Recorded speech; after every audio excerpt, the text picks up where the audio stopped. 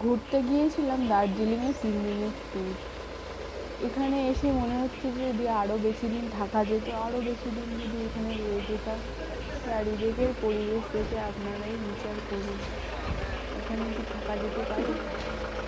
এত সুন্দর কাঠের ঘর, চারিদিকে শুধু জলের আওয়াজ,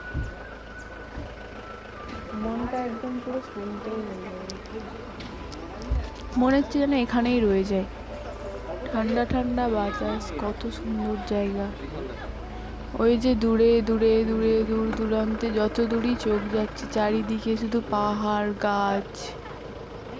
যদি কেউ কোনোদিন ঘুরতে যাওয়ার সিদ্ধান্ত করেন, মন, চিন্তা, টেনশন এসব থেকে মুক্তি পেতে একমাত্র উপায় এই পাহাড়ে দার্জিলিংয়ে চলে আসুন। এখানে আপনার কিছু পাওয়া হোক আর না হোক, মনে শান্তিটা অবশ্যই পাবেন। আমি তো ভেবেছিলাম 3 দিনের জন্য আসবো, কিন্তু এখানে মনে হয় যেন 1 সপ্তাহের জন্য রয়ে যায়। বাড়ি যাব না, সারা জীবনের জন্যই রয়ে যাই এখানে।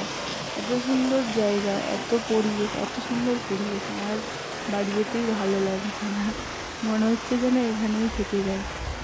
ওই যে দূরে দেখতে পাচ্ছেন ঝর্ণা, চারিদিকে ঝর্ণার জল খলবল করছে জলে শুধু। ঠিক আছে, ভিডিওটা দেখতে থাকুন।